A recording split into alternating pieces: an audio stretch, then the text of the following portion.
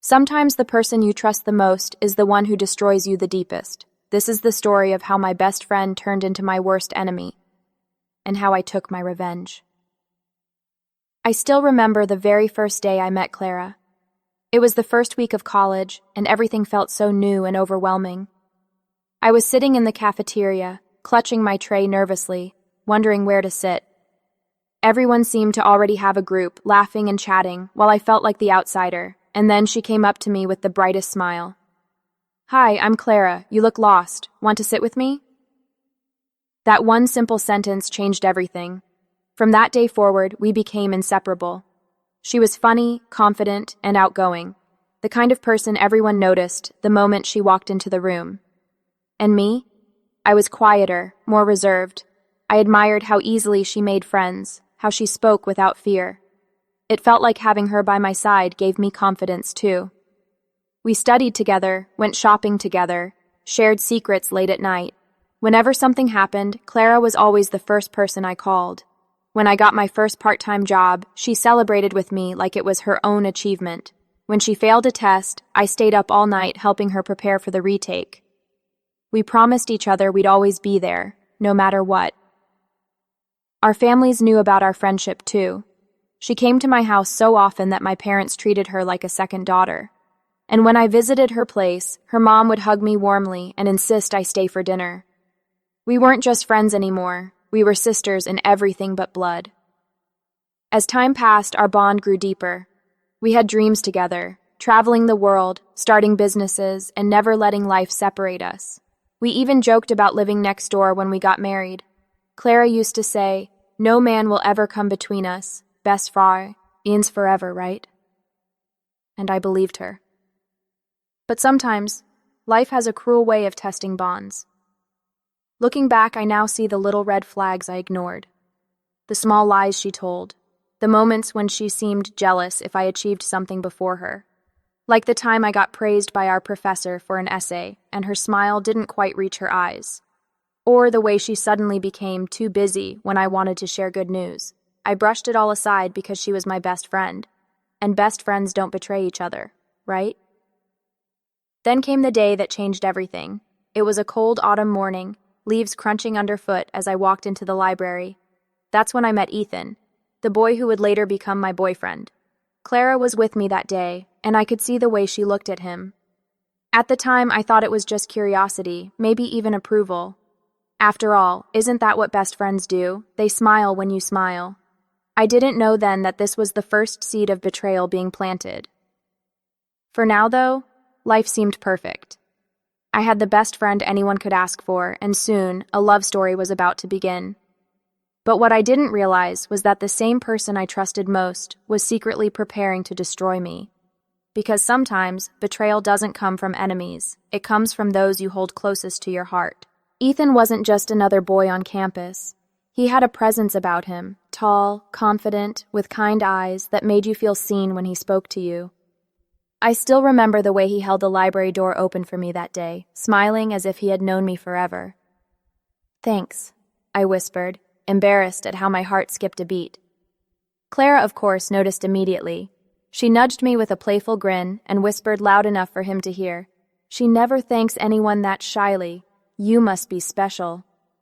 I blushed furiously while Ethan chuckled softly, and that was the beginning. At first, we met casually. Study sessions, group projects, and quick conversations in the hallways. He was smart but humble, ambitious but caring. Before long, we exchanged numbers, and soon, those casual chats turned into late-night calls. Every time my phone lit up with his name, Clara was the first person I told. She teased me constantly, calling him my mystery prince. When Ethan finally asked me out on our first official date, I was so nervous that I begged Clara to help me pick an outfit. She spent the whole afternoon going through my closet, tossing clothes around, saying, "No, this one's too boring. Wear this one. Trust me, he won't take his eyes off you." That night was magical. Ethan and I talked for hours about everything, our dreams, our fears, our families. By the time he walked me back to my dorm, I knew this was the start of something real. And Clara? She was waiting in my room like an excited little sister, demanding every detail. "I'm so happy for you," she said, hugging me tightly. You deserve this. And I believed her. Weeks turned into months, and my relationship with Ethan grew stronger. He met my parents, and they adored him. He supported my goals, encouraged me during exams, and made me feel like the luckiest girl in the world. And Clara, well, she was always a row. And at first it didn't bother me. She was my best friend after all. Of course she'd spend time with us. But slowly, little things began to feel off. Whenever Ethan came to see me, Clara somehow always appeared. She'd laugh a little too loudly at his jokes, touch his arm when she talked, or give him these lingering looks when she thought I wasn't watching. Ethan never encouraged it, at least not openly, but the unease in my stomach grew stronger with each passing day. I tried to ignore it. I told myself, it's Clara. She would never do anything to hurt me. But deep down, a voice whispered, "What if you're wrong?" One evening, Ethan and I were supposed to meet at the cafe near campus. I arrived a little late, rushing in with my books clutched to my chest, only to freeze at the sight before me. Clara was already there, sitting across from him, laughing as if they were sharing some private joke. My heart tightened, but when they noticed me, Clara immediately waved me over. "Hey, you're late. I was just keeping him company," she said innocently. I smiled weakly, convincing myself I was being paranoid. After all, best friends don't betray each other, right? But the little cracks in our friendship were growing deeper. I didn't know it then, but Clara's envy had turned into something darker, something that would soon break my heart in ways I couldn't imagine. Because while I was falling in love, my best friend was quietly plotting to take it all away. It started with little things so small that I almost convinced myself they didn't matter. One day, I overheard Clara talking to another girl in our class. She was laughing, saying, "Oh, Ethan? Yeah, he practically calls me every day because she's too busy studying. Honestly, I think he trusts me more than her." My chest tightened, but when I confronted her, Clara laughed it off. "Oh my God, you actually believed that? I was just joking. Relax, you're too sensitive." I smiled weakly and let it go, because that's what best friends do, right? They don't keep score. But the lies grew. Whenever Ethan and I had an argument, even over something silly, Clara somehow always knew. She would text me before I even told her, acting like she was trying to calm me down. Later, I discovered Ethan had started confiding in her. "She's just easier to talk to sometimes," Ethan said when I asked. "Don't take it personally, okay?" How could I not? Clara was supposed to be my person, not his. Then came the night that shattered everything. We had a big college event, a charity gala, where students dressed formally and presented projects. I was nervous about my presentation, and Ethan promised to come support me. But when I walked onto the stage, scanning the crowd, my heart sank. Ethan wasn't there. After the event ended, I searched everywhere. Finally, I spotted him outside, standing under the fairy lights, his jacket around Clara's shoulders. She was laughing softly, looking up at him as if they were the only two people in the world. "Ethan?" I whispered, my voice trembling. They both turned. Ethan's face went pale. Clara, however, didn't even flinch. She just smiled sweetly and said, "Oh, don't be mad. He found me freezing outside, so he offered his jacket. Isn't he such a gentleman?" Her words were innocent, but her eyes weren't. There was a challenge in them, a sigh. Lent message. He's mine too. That night, I cried harder than I had in years. Ethan swore nothing was going on, begged me to trust him. Clara texted me too, acting hurt that I could ever think she'd steal my boyfriend. But my heart knew better. Something had changed. Clara had crossed a line, and Ethan had let her. The next few weeks were torture. Whenever I wasn't around, Clara somehow was. She started showing up in his photos, tagging him in posts, even writing captions like, "Best guy ever, so lucky to have you as a friend." My friends began whispering behind my back. Some even asked me outright, "Are Ethan and Clara together?" I defended them both, swallowing the humiliation, convincing myself I was imagining things. But deep down, the truth was burning me alive. Because betrayal doesn't always come in one big explosion. Sometimes it comes slowly, like poison dripping into your veins, until it's too late. And soon the poison would spread enough to destroy everything I thought I had. It was a rainy Friday evening when the truth finally broke me. I had been feeling uneasy for weeks. Ethan was distant, Clara was secretive, and I was stuck in the middle of whispers and half-truths. I told myself over and over, "You're imagining things. Clara loves you like a sister. Ethan would never do this." But deep down, I knew. That night, I decided to surprise Ethan. He had told me he was studying late at the library, so I bought his favorite coffee and walked across campus, umbrella in hand, my heart racing with the thought of seeing his smile.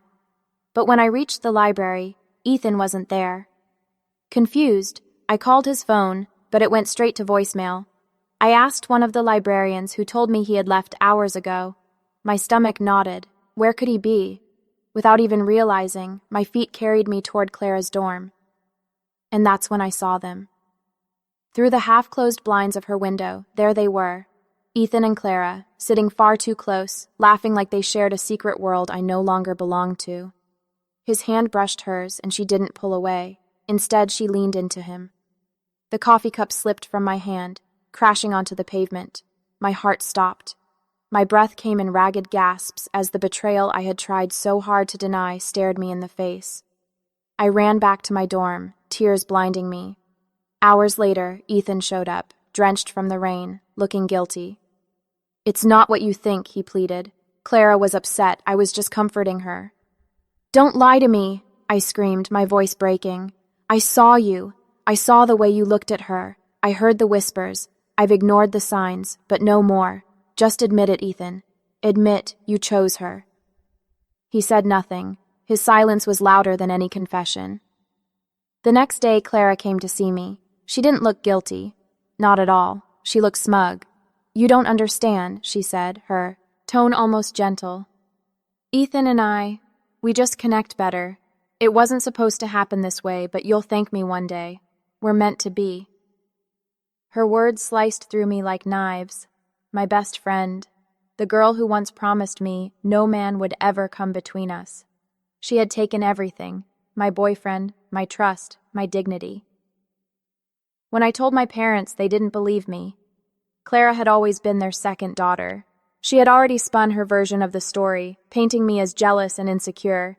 Even Ethan's friends sided with her, saying I had been too clingy, pushing him away.